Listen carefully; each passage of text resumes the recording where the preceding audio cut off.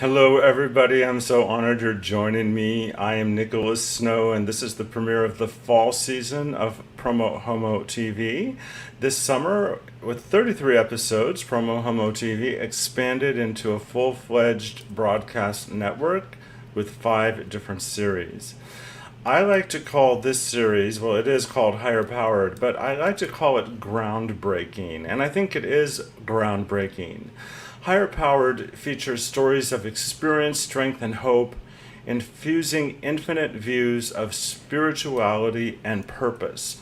A key focus is to take recovery out of the closet, giving people the opportunity to share their triumphant stories without identifying specific 12-step programs to honor the traditions of those programs. And the show will feature thought leaders from all walks of life. Although this is the 3rd episode of this series that I've produced, 2 over the summer, 1 this season. And all of my guests in the first 3 episodes have had very strong, powerful connections to the recovery world, including their own personal journeys. I've had a white gay man, and I've had an African American straight man. And my guest today happens to be a white lesbian, and if she identifies herself any differently, we'll learn about that. At any rate, Lauren Costine, Dr. Lauren Costine, is someone that I've known for quite a while. She is a psychologist, relationship coach, consultant, author, educator, activist, and international speaker. She has a private practice in West Los Angeles and Woodland Hills and has been using telehealth in her work for years. She's currently working on her 2nd book about healing the trauma of growing up in a sexist world. She also has a podcast called The Consciousness Salon. Dr. Lauren's most recent passion is the therapy center she has opened with her wife, Vanessa Costine, called Awaken Therapy Center, which takes a holistic and culturally competent approach to healing and consciousness raising. I mentioned she's working on her 2nd book. Her first is called Lesbian Love Addiction, Understanding the Urge to Merge and How to Heal When Things Go Wrong. I'm going to be back with Dr. Costine. I'm going to call her Lauren during the show after this. You're with me, it's alright. Together on our lives, a new start is inside. We're falling, it feels right. It's okay to hold me. You know where I wanna be. It's okay to hold me.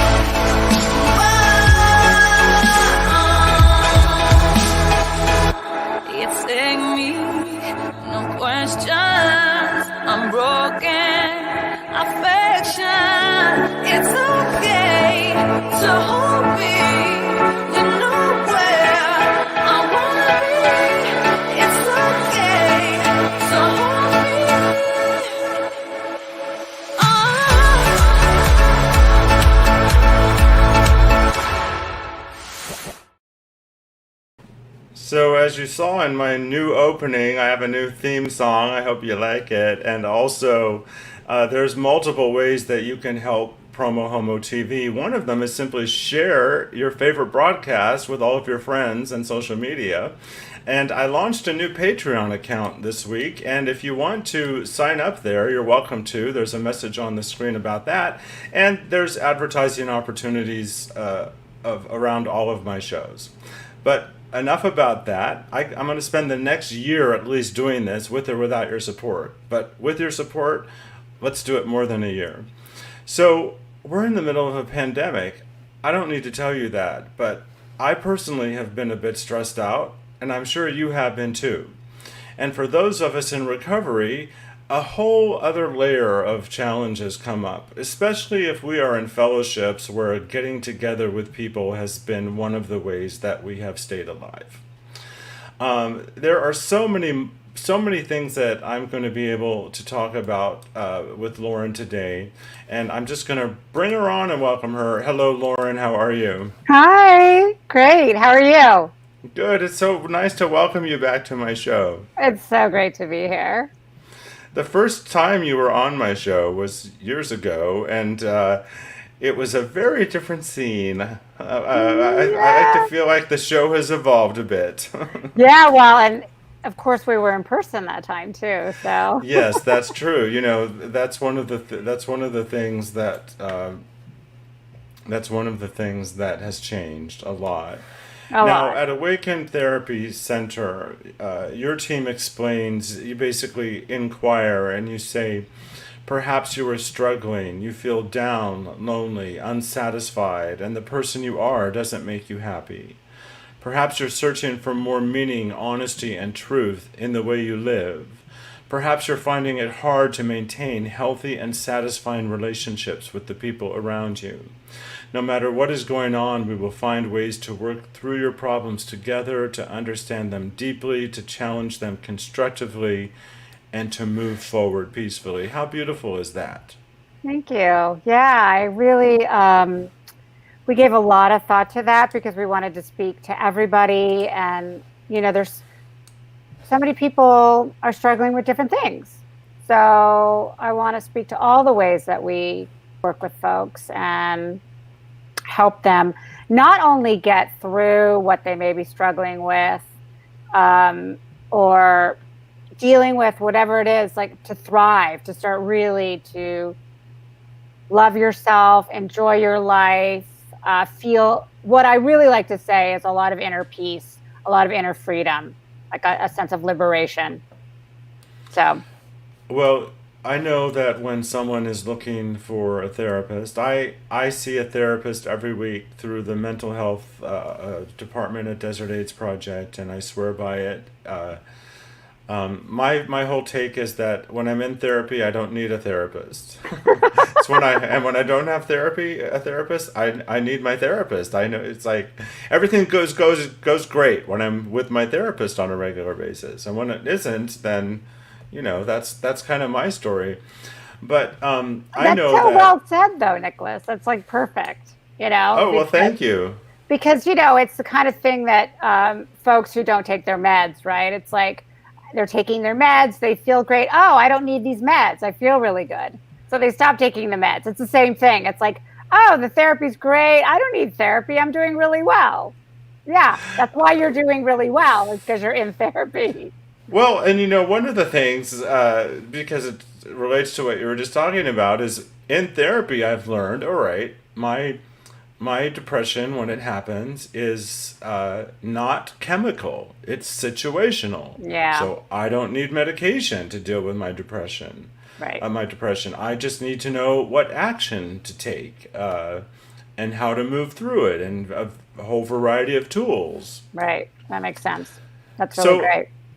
So people are attracted to people in the programs in the rooms when you're looking for a sponsor. They say find someone that has what you want, and it's similar, I think, with a therapist. And you have your own recovery journey. And one of the things that we do on Higher Powered is I give my guests the opportunity to talk a little bit about what it was like, what happened, and what it's like now. And I'd love for you to just share a little bit of your own journey with us. And it's kind of an interview format, so it's not like you're in a speaker meeting. I might just jump in, and Okay. it doesn't have to be long, but I'd love for our viewers to have some insights about your struggles and what happened. Oh, yeah, no, thanks. I love to talk about it. I still talk about it. It's funny. On November 2nd, I'll have 22 years. So I've been sober for a long time. So, the drunk part, is further away than I mean, I've been sober longer than I was using. I was using around 16 years. But I was a big time partier, and I started around 15, 16, and I got sober at 33. And this was the 80s. I came of age in the 80s, Nicholas. I came and cocaine was the thing then, right? And now I've watched all the shows, Narcos and everything, and now I realize that it was coming from, this horrible cartel system in Colombia. But at the time, we didn't know that. We were just like, boatloads of cocaine was just coming into the States. And so I drank. I did a lot of coke. I did everything under the sun. I mean, I actually did try heroin. Thank God I didn't like it.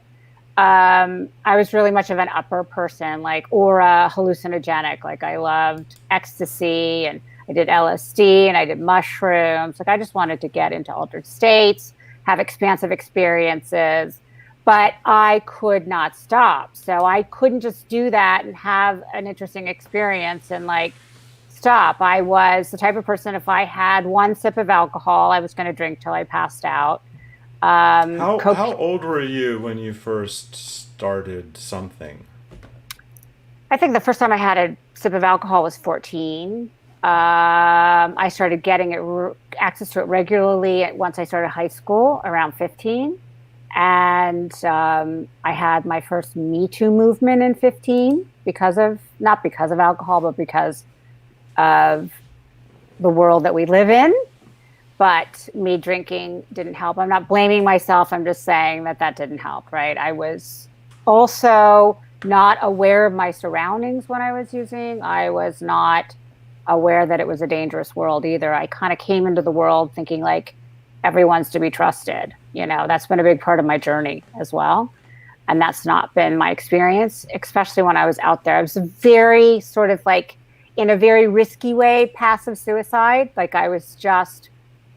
I just get in the car with strangers and I just was like a wild person.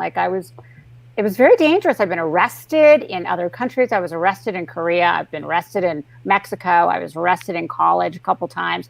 Never ended up with a record or anything, but spent the night in jail. I mean, when we were arrested in Korea, we just had to pay the cops off and they let us go. But it's very scary. These were crazy things that I did.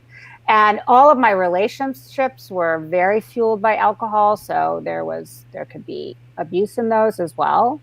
Hitting, slapping, throwing, things like that. So it was chaotic beyond. And I kept, one of the reasons I moved to Japan, when I had an opportunity to move to Japan in the late 80s, it was to get away from cocaine. But that was my little secret. I pulled that, what we call a geographic, right? Yes, right. Yes. We almost said it in unison. And I'm living in New York City, and the cocaine is everywhere. I could not spend a night without staying up all night.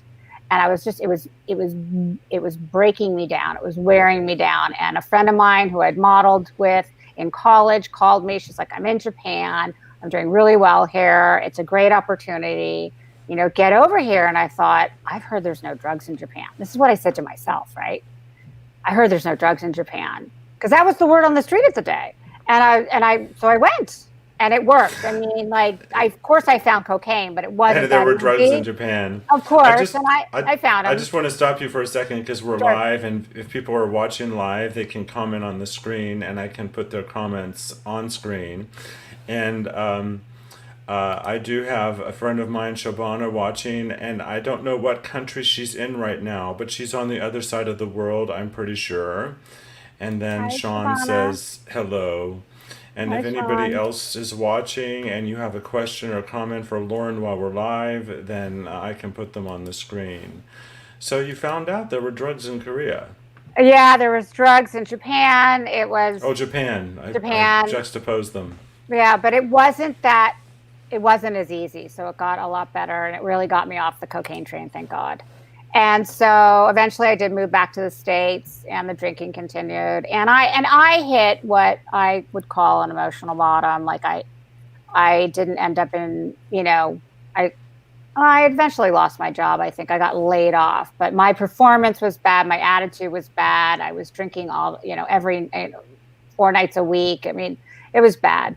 And I had a girlfriend, then we were drinking, and that was really a disaster. And I just hit this really hardcore emotional bottom. And I was in therapy at the time. And my therapist looked at me and she's like, you're going to die. Like, you're going to get in the car with the wrong person one day and it's going to be really bad. And I don't know why, I kind of heard her. And so then I went home and I woke up and I was just so hungover and humiliated and full of healthy shame from being like, crazy that night before with my girlfriend and fighting, and she'd left and all this stuff.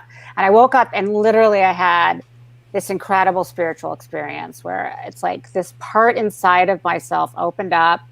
I heard on the other side, you've got to get rid of the alcohol. And it was like this incredible moment of like just information from my higher power coming in, closed back up, and I was in treatment 3 days later. Literally. How old were you at the time? 33. And you've been sober since that I've been initial sober time since. in treatment? Yeah.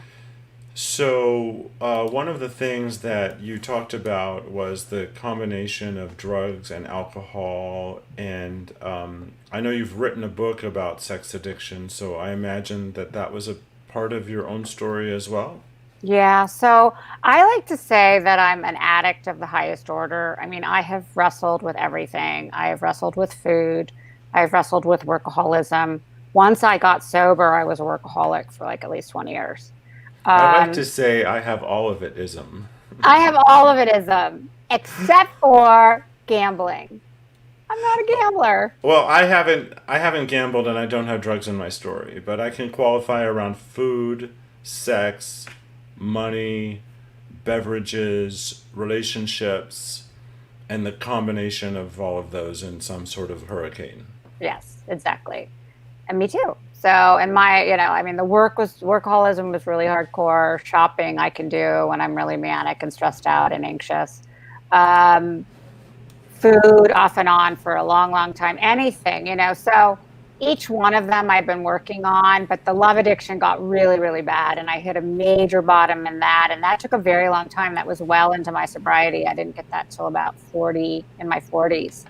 And I had to go. I didn't go to like a specific place for love addiction at the time, but I went to like On-Site, which is a, recovery psychology retreat center in Tennessee. I went to a place in Northern California that works with love addiction. So I did a lot of work around it. I read every book on the planet. And then I ended up writing my own book as part of my recovery. So, and I did all of that, didn't date or anything for a whole year, did a lot of self-love work and self-care and just got this sense of freedom after going through the withdrawals of not acting out on any of my love addiction stuff, which included intriguing, serial monogamy, fantasy, and jumping from, back to ex-girlfriends and just all this. It was also really crazy once I had a lot of perspective around it. And after about a year of that, I ended up meeting my now wife. And I was not looking for anyone. I was really happy single. But she was also in the program. So we both had a dating plan. We both had a solid recovery. We were really, I was just in such a different place. So we took it really slow. There was no merging. And we've been together now 6.5 years, married 2. And that breaks my record. I couldn't get past 2.5 years with any relationship. So that's been amazing. That's fantastic. So people, one of the traditions in 12-step programs is that we are anonymous at the level of press, radio, film, and other forms of public media. And this interview is honoring that because neither one of us have named a specific program. But for people that are watching that may wonder, are we breaking any sort of traditions? We're not. But for people that may not know, the reason that those traditions exist is because no individual is the spokesperson for any 12-step program. we are all but trusted servants. So I don't have the right to say I'm speaking for a 12-step program. I don't. I can share my own experience, strength, and hope around my own issues. But Lauren, I find it very freeing to be open and out about almost everything in my life and to not have secrets. What do you think about the journey in recovery, about coming to a place where you can live freely and openly without shame? Yeah, that's definitely how I am too. And I mean, I think the first couple of years I didn't really feel that way. I think I had to kind of feel my way into it. But once I realized that, like, it was such an incredible thing that I got sober and was staying sober and thriving in it and loving it and like wanted to stay sober. Like, I did not want to fall back to that old life. That was not anything I wanted. I was really proud of it. I mean, I've been proud of it. I'm out. I tell anybody if they're like, if I'm really talking to somebody that's sort of new, I don't know very well, and we're just talking and sort of telling each other about each other, I tell them right up. I got 21 years of sobriety, blah, blah, blah, blah. I mean, just like, I don't care. If someone's going to judge me, that's their problem, So I'm really big on that. And, I mean, if I feel like, the love addiction thing, I might not say as I don't know. It just depends. It really depends on the situation. But, well, yeah. there really isn't, and there's not so many opportunities to talk about the love addiction or the sex addiction, but often we're offered a drink, for example, and we can say, "Oh, don't sober." My sobriety date is February 24th, 2001. I have 19 years. Woohoo! Yeah. That's awesome. How do you stay sober? What does your program look like?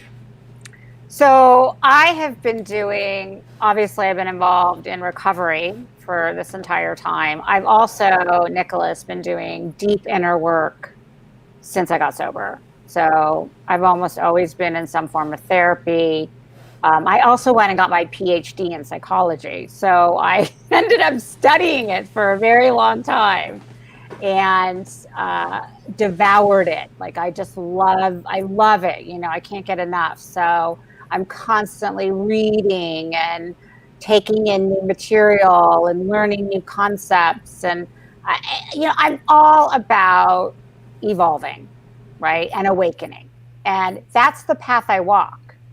And it's an incredible path. And it involves a big spiritual program too. And interestingly, that we're talking about this, like, coming out about being sober or what have you.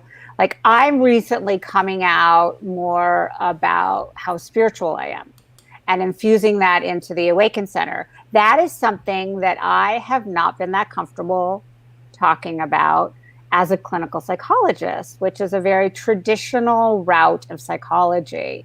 And, it's very diagnosis oriented, and,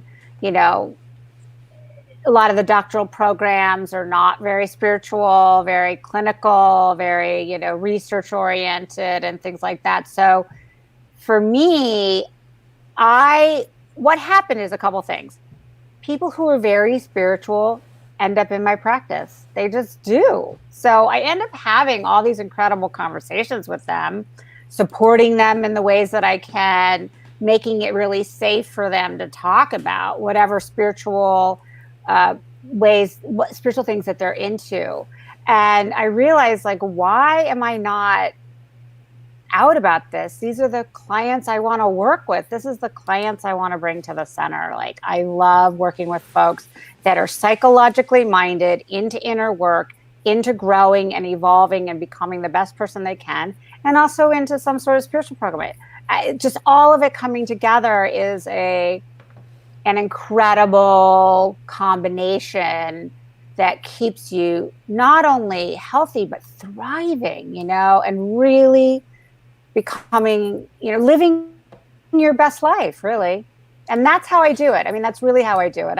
I'm constantly working on myself, Nicholas. It's like, if I find something that I need to work on, I start working on it. Now, if I need to, for me, it took a while about the emotionally eating, but I knew I was emotionally eating, but I wasn't ready to stop. So I didn't until I was ready to stop. But I had awareness around it, if that makes sense.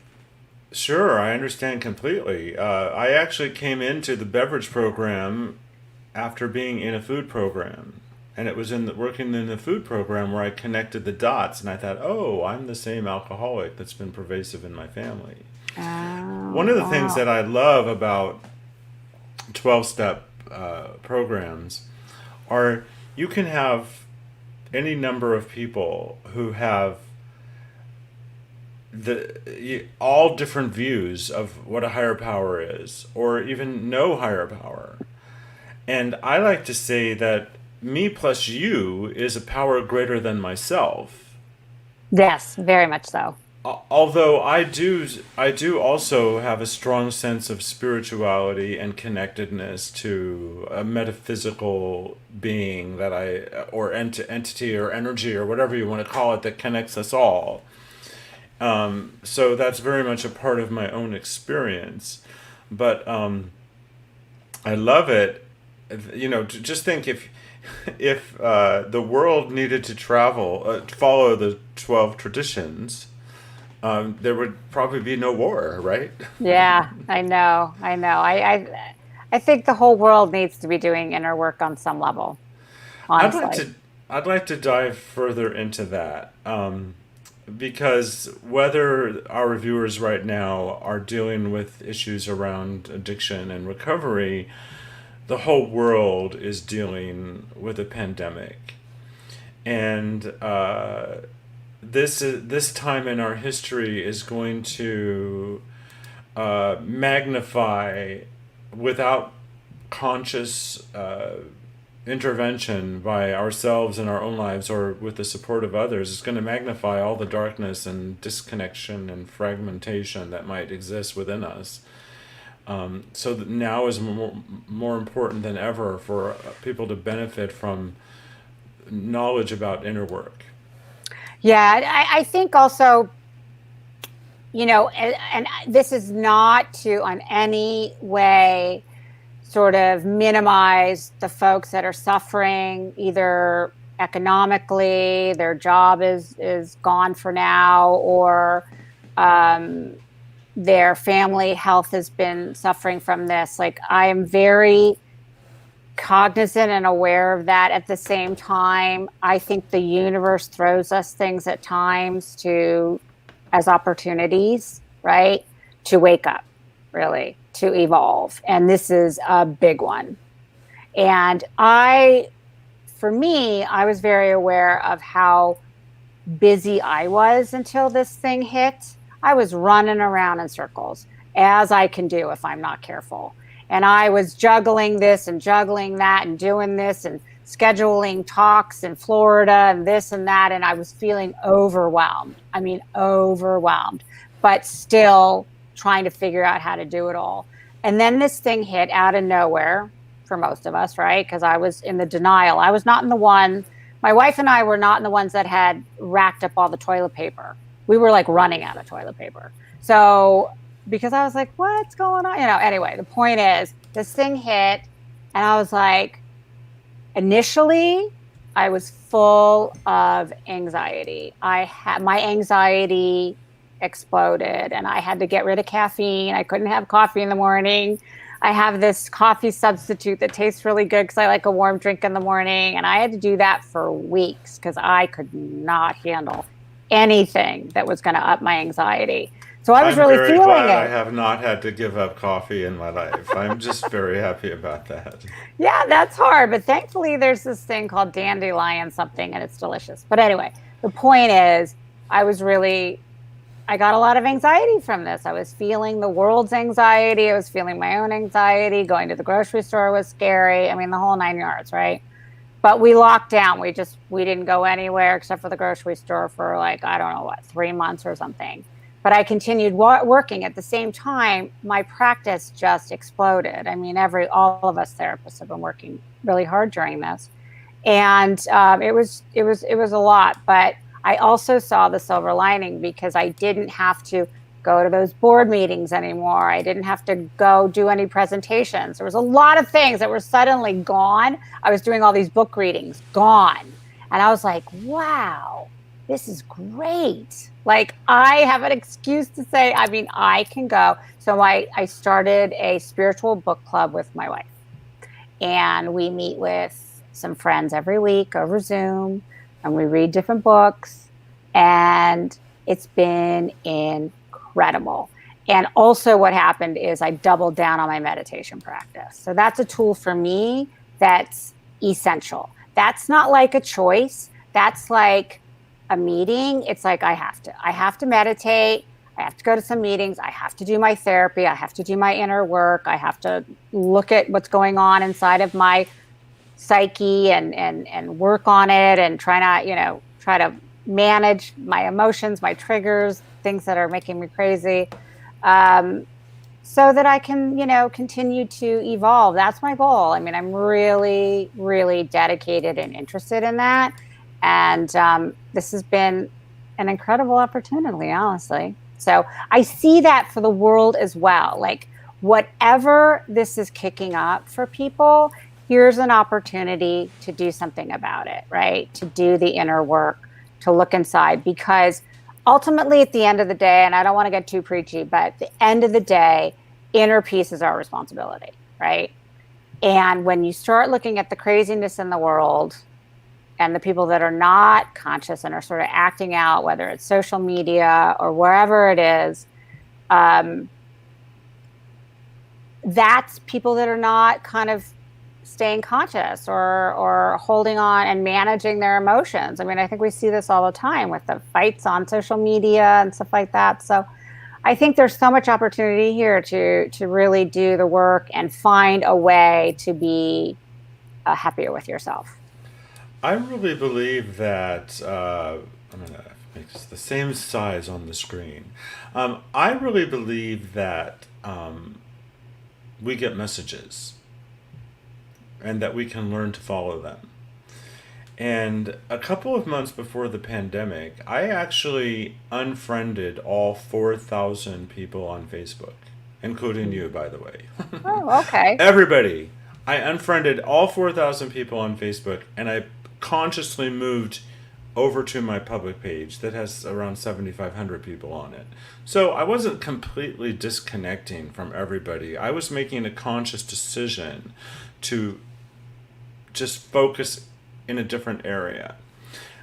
My motivation behind it was that I was going to go out into the real world and focus on authentically and organically connecting with people magically out there in humanity, not connected to a device. Mm-hmm. And then, of course, the pandemic hit, and I wasn't connected to all of those people that I ordinarily would have been connected to, because it takes a while for people to realize, well, where did you go and how do I connect with you, and do you no longer love me, and all of those other things. But the reality is, in the last 6 months, I launched a television network because I wasn't sitting on my sofa having conversations with 4,000 people around the world about a pandemic. And the other thing that I did was every week I've been meeting with a therapist, and every week I've been meeting with a nutritionist, and I've lost 33 pounds in the last 6 months. And I'm not on a diet. I practice what I like to call conscious eating. Mm-hmm. And one of the things, though, and I'll just make this statement to get your take on it, is that it occurred to me that I'm not sure I can stay well informed and serene at the same time. But I'm not about to stop being well informed, especially now. Right. So in answering my own question, I've just upped my involvement in the things that can help me be serene, and I moderate my injections of media throughout the day. What is your take on how people can stay focused and creative and centered in the midst of this political chaos? Yeah, I think that's a great question. So, well, I a long time ago took off all my notifications off my phone because I remember at one point they were coming up on my computer when I'm on like a Zoom session with a client. I was like, what is it? So I didn't like any of that because I have to really concentrate. So I removed all the notifications, all social media notifications. And then I recently watched a show called The Social Dilemma on It's Netflix, on Netflix. I haven't watched it yet. It's in my queue. okay, it's essential watching material right now. It's essential. So it goes into how all these social media companies, of course, in the beginning had good intent of everything, and then there's a shadow of everything. And these ex-employees that helped create many of these social media platforms are like very worried now because the algorithms, the AI system is smarter than we are, and it's causing a lot of this polarization. So they actually said in the show, turn off your notifications. At the very least, if you can't get off these platforms, turn off the notifications. Don't allow them to ding you all day and pull you back in. And I think that's essential. When you go on a social media platform, go on because you are intending to go on, not because something's dinged you, pulled you in, and the next thing you know, you've lost 45 minutes and you don't even know where it went. And suddenly the project you're supposed to be working on isn't happening. You just said you started a TV network. My wife and I started the center. It's been a brainchild of mine for a couple years. I've been thinking about this. Actually, it was years ago, and then I got involved in the treatment world again. But anyway, the point is, this has been something that's been brewing and something I've wanted to manifest for a long time. And it totally was able to happen during COVID because of the time I have, right? The time that opened up. And a big part of that is I don't let social media rule me, right? So I think it's essential. It's so important. And I don't, and obviously we know there's all this fake news, but I'm very skeptical of the information that I get because you don't know, so much of it's bias, and there's confirmation bias, and there's fake news, and there's all this stuff. It's really scary and trippy. So I don't get my news from social media anymore. I did before I kind of figured all that out. So there's a lot of things that we need to do. And then they're trying to create a more ethical oversight situation going on because they're running amok, basically. Who's and they? People are addicted. People that are running the social media I know. platforms. I was watching an interview on CNN with the CEO of YouTube about what they're doing to keep fake news, the real fake news, from being on. I have been putting your personal website up on the screen as well as Awaken Therapy Center. Thank you, Nicholas. What would you like to say to people that might come across this that are still in the midst of their isms? So at least you have awareness. That's huge. Awareness is always the first step, right? You just have to know that you have isms, that you have things that you cannot control or manage, and then really seek help. And there's no shame in it. And one of the things I do also appreciate about this pandemic is I feel like the shame around mental health issues is being eradicated. There is no shame if you have anxiety, depression, if you have addictions of any kind, if you can't manage alcohol, if you started drinking more alcohol during this, if you started eating more food during this, really understandable. This has been very anxiety provoking, and now with the whole political thing, that's up as well, of course.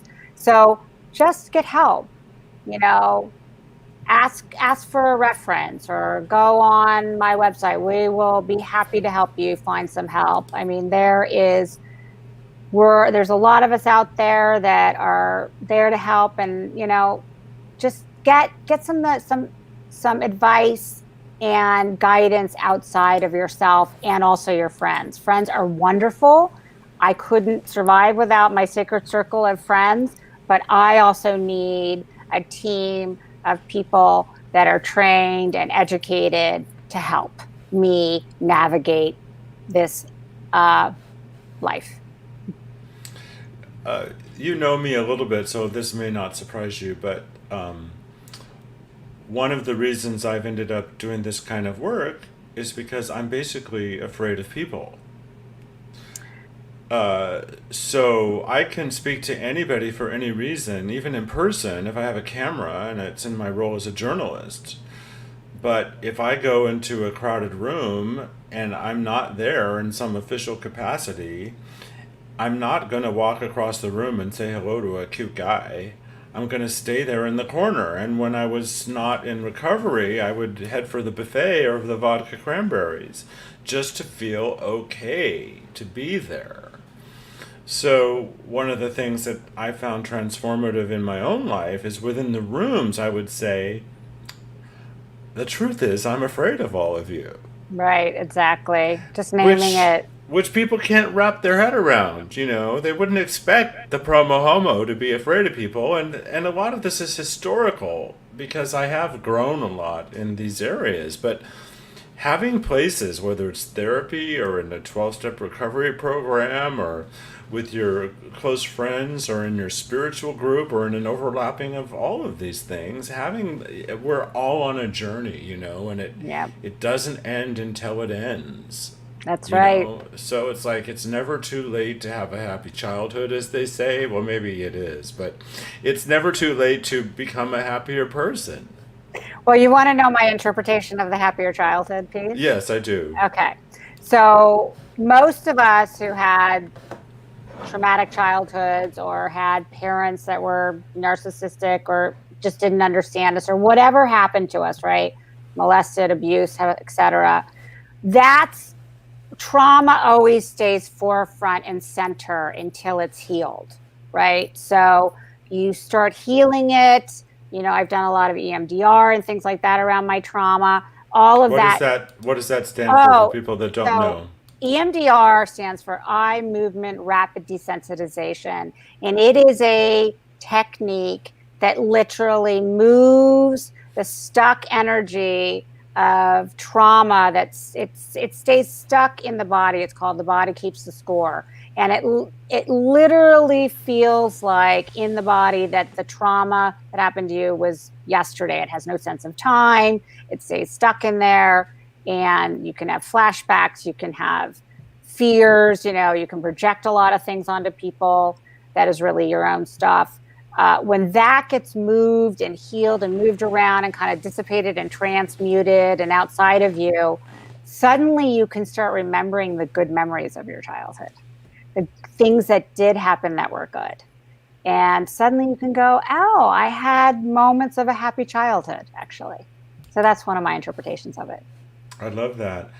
I want to open it up for, an open-ended question. Is there anything else that you want to talk about that we haven't addressed? But before I do that, I just want to let you know that one of the things I'm really focusing on doing with my network is having people on that are underrepresented. You So know, I important. really, transgender individuals, black individuals, Latino, all ethnicities, I really want to spotlight people that are underrepresented, and I want to do it on this show as well.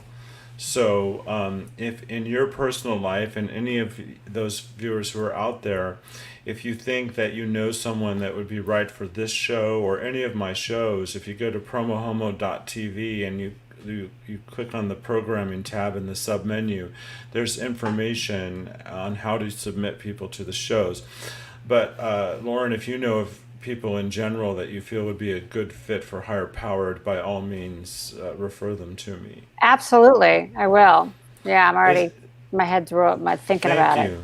So, is there anything you would like to add that we haven't talked about, or that you want to elaborate on that we have touched upon? Oh, I think you've asked really good questions. I mean, I just feel like personally for me, I keep trying to see the silver linings that are happening during this pandemic. I know that I want to live my life a little differently once this is over. I don't want to go back to the busyness that I was. And I think there's so many incredible lessons. Figure out, and I think a lot of people are doing this, but with the help of a professional too, and support groups and things like that, figure out how you really want to live your life. You know, it's up to us. It's up to me to make that happen. And I think we've been given a real reset button here, honestly.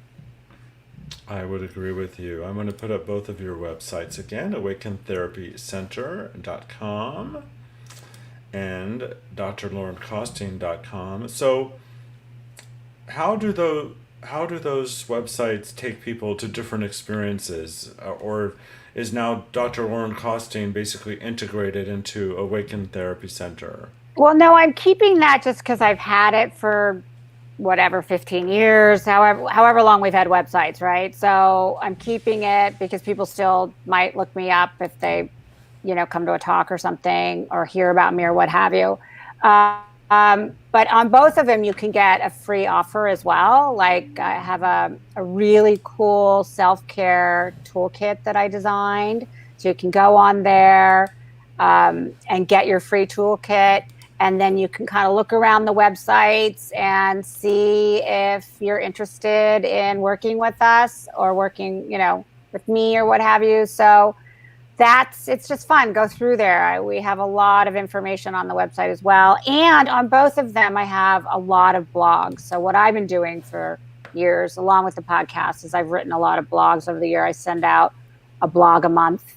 It's always like, sort of some way of offering some tools or something to help you with, life. So the last one was about relationships and COVID. So things like that. So you can get that every month. So yeah, there's a lot of different things on there. I was explaining to you before the show that I don't have anybody in my COVID bubble.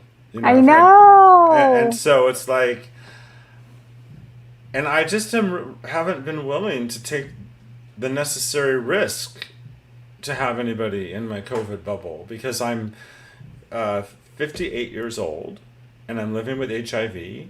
And even though I'm very healthy, I have no way of knowing how I would respond to COVID. Of course. So I said to my therapist, just to be blunt, I said, I'm wondering if I'm ever going to have sex again. Oh, my phone's ringing. No. I do think one day this will be over. The thing is, we don't know when that's going to be. And so a lot of this has been, and I think this is one of the lessons, Nicholas, living with uncertainty. Now, the world is always uncertain, but we have a lot of tactics to try to control things, including how our mind just goes all day very busy, right? That gives us a sense of control that we don't actually have.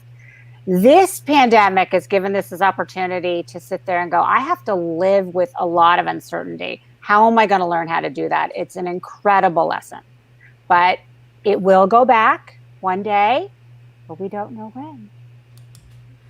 Well, and all we really have is today, this moment. Anyway, this moment. Present. Exactly. It's important to live in the power of the moment and connect and be centered in the moment and discover what is offered in the moment. That's right. I couldn't agree more. I have to say, I authentically love you and I care about you because we've been on this path together and our lives have overlapped enough. Yes. For me to have those genuine feelings towards you. And I see the same way. Thank you, Nicholas. I feel the same way. I admire you for what you're doing in the world. Thank you. You too. Thank you for having me. I was so excited when I heard from you. Well, and I'll have you back when your new book comes out. Awesome. I'd love it. Don't go away. I can talk to you right after the show, okay. which I'm going to end any second.